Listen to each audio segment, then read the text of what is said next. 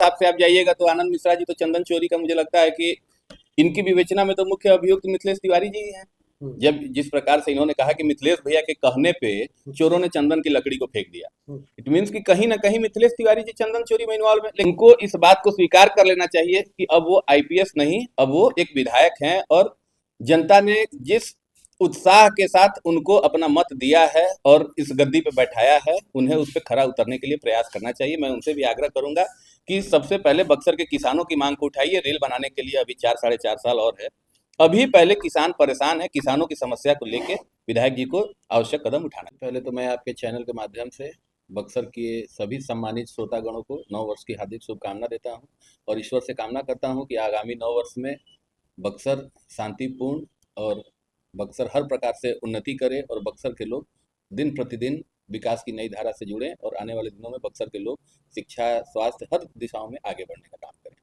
विधायक जी को लेकर क्या? ये विधायक जी को लेके क्या कहा जाए, कहने की कोई स्थिति ही नहीं है वर्तमान परिवेश में। आज जिस जिस प्रकार एक भारी मत से बक्सर में विधानसभा का चुनाव हमारे विधायक जीते हैं, विधायक बनने के बाद से सिर्फ और सिर्फ बक्सर में हवाबाजी हो रही है। कहीं भी धरातल पे किसी प्रकार का कोई परिवर्तन नहीं दिखाई दे रहा है। सदर अस्पताल में जिस प्रकार से लगातार विधायक जी गए, ये अच्छी बात है कि विधायक को जाना चाहिए। जाने से लोगों के मन में एक भय का माहौल होता है कि कोई हमें देखने वाला है, लेकिन आज भी सदर अस्पताल की स्थिति वैसी ही है। बक्सर के लोगों ने आपको विधायक इसलिए नहीं बनाया है कि आप सदर अस्पताल में जाके बैठकर लोगों की अटेंडेंस चेक करिए। आपको ये प्रयास करना चाहिए, आपकी सरकार है, आपके स्वास्थ्य मंत्री हैं, मुख्यमंत्री आपके हैं, आप बक्सर सदर अस्पताल में नए डॉक्टरों की बहाली तो कराइए। आप सरकार से लड़के सदर अस्पताल में आईसीयू की व्यवस्था चालू कराइए, सीसीयू की व्यवस्था चालू कराइए, नए बाल चिकित्सकों की यहाँ बहाली कराइए। अभी तो सदर अस्पताल में जितने डॉक्टर हैं उसमें मैक्सिमम डॉक्टर तो डेपुटेशन पे यहाँ काम कर रहे हैं। ये तो प्रखंड स्तरीय अस्पतालों में और अनुमंडल स्तरीय अस्पतालों में नियुक्त डॉक्टर हैं। तो सिर्फ और सिर्फ बक्सर की जनता को गुमराह करके हवाबाजी करने से काम नहीं चलेगा। आज सबसे बड़ी समस्या बक्सर के किसान झेल रहे हैं।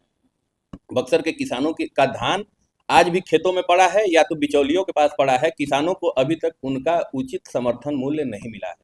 इन चीजों को आवाज उठानी चाहिए, इन चीजों पे विधायक को कार्य करना चाहिए। पूरे बक्सर के एनडीए के कोई भी विधायक किसी भी पंचायत में जाके क्या उन्होंने किसानों से ये संवाद स्थापित करने का काम किया कि 2350 रुपए समर्थन मूल्य जो धान का उन्हें सरकार के द्वारा मिलना था, किस किसान को मिला है? यदि एक भी किसान बक्सर जिले का ये कह दे कि 2350 रुपए प्रति क्विंटल की दर से उसे अपने धान का भुगतान हुआ है, तो हम लोग हर चीज के लिए तैयार हैं। लेकिन सिर्फ और सिर्फ दिखावेबाजी और ढकोसलेबाजी की ये सरकार है। इस सरकार में आज किसान अपने आप को सबसे ज्यादा अगर कोई ठगा महसूस कर रहा है तो किसान महसूस कर रहा है। जिस प्रकार से असमय बारिश हुई, धान की फसल काफी अच्छी हुई थी, लेकिन असमय बारिश होने के चलते आज भी कई गांवों में ऐसी स्थिति है कि खेतों में धान लगा हुआ है। कई जगह तो गेहूं की फसल लग चुकी है, लेकिन बहुत जगह अभी तक धान की कटाई भी नहीं हुई है कि गेहूं की फसल को लगाया जा सके। तो सरकार को इन चीजों को संज्ञान में लेना चाहिए। बक्सर जिला प्रशासन से भी मैं आग्रह करूंगा कि तत्काल किसानों की इस समस्या को संज्ञान में लेना चाहिए और किसानों के लिए एक उचित मुआवजे की भी व्यवस्था सरकार को करनी चाहिए।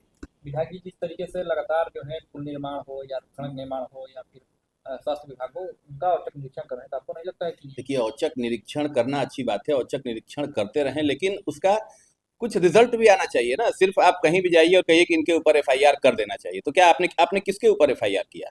कहीं भी इन्होंने एफआईआर किया? ये पुल का जांच करने गए थे, वहां भी इन्होंने एफआईआर करने की बात की, सदर अस्पताल में भी एफआईआर करने की बात की। इनको अब इस सोच से बाहर निकलना होगा। अब वो किसी जिले के कप्तान नहीं, एक जिले के में एक विधानसभा क्षेत्र के विधायक हैं। अभी भी ऐसा लगता है लोगों को कि अभी तक वो अपने पुलिस की वर्दी से बाहर नहीं निकल पा रहे हैं। तो उनको इस बात को स्वीकार कर लेना चाहिए कि अब वो आईपीएस नहीं, अब वो एक विधायक हैं और जनता ने जिस उत्साह के साथ उनको अपना मत दिया है और इस गद्दी पे बैठाया है, उन्हें उस पर खरा उतरने के लिए प्रयास करना चाहिए। मैं उनसे भी आग्रह करूंगा कि सबसे पहले बक्सर के किसानों की मांग को उठाइए। रेल बनाने के लिए अभी 4-4.5 साल और है। अभी पहले किसान परेशान है, किसानों की समस्या को लेके विधायक जी को आवश्यक कदम उठाना। किसानों ने कल सड़क निर्माण भी रोक दिया था जो 319 से बन रहा है उसको। बिल्कुल सही बात है। मुआवजा उनको 13 2013 में जो दर थी उस हिसाब से उनको मुआवजे का भुगतान किया जा रहा है। इन सब जगहों पे सत्ता पक्ष के लोग क्यों चुप हो जाते हैं? सबसे बड़ी सोचने की बात है। जिन जगहों पे डायरेक्ट सरकार के द्वारा बिहार की जनता को प्रताड़ित करने का काम किया जा रहा है। वहां इन लोगों की चुप्पी हो जाती है, वहां ये लोग चुप हो जाते हैं और सिर्फ अनर्गल हवाबाजी करके लोगों का ध्यान भटकाने के लिए ये लोग अपना झूठा प्रचार प्रसार कराने का ही कार्य सिर्फ और सिर्फ इस वर्तमान सरकार में हो रहा है। सांसद ने विधायक जी को कहा है कि प्रवासी हैं वो, और बक्सर ने एक बार फिर से प्रवासी को जिता दिया है। जी, सांसद जी ने उनको प्रवासी किया, उनके भी लोकसभा प्रत्याशी ने उनको प्रवासी कहा है। आप मिथिलेश तिवारी जी का बयान देखिए, उन्होंने भी तो यही कहा है कि इसी प्रवासी के चलते ये सांसद बने, तो उनको तो उन्हीं के पार्टी के लोग प्रवासी मान रहे हैं। भी तो जवाब दिया है और ये देखिए, ये उन लोगों का आपसी मतभेद कहिए या उनके पार्टी का इंटरनल मामला है। इनके अगर इस हिसाब से आप जाइएगा तो आनंद मिश्रा जी तो चंदन चोरी का मुझे लगता है कि इनकी विवेचना में तो मुख्य अभियुक्त मिथिलेश तिवारी जी ही हैं। जब जिस प्रकार से इन्होंने कहा कि मिथिलेश भैया के कहने पे चोरों ने चंदन की लकड़ी को फेंक दिया, इट मीन्स कि कहीं ना कहीं मिथिलेश तिवारी जी चंदन चोरी में इन्वॉल्व है। लेकिन हम लोग इन सब चीजों में न जाकर व्यर्थ में समय न बर्बाद करें अपना। ये इन लोगों का आपसी वैमनस्य कहिए, जो भी कहिए, ये इन लोगों का आपसी मामला है। आज बक्सर के किसान परेशान हैं और वो अपने विधायक को खोज रहे हैं कि हमने आपको अपना विधायक बनाया है, आप हमारी समस्या को कितना जल्दी निदान कराइएगा। आज जरूरत है बक्सर के किसानों को उनका उचित समर्थन मूल्य उनके खाते में डायरेक्ट पहुंचवाया जाए।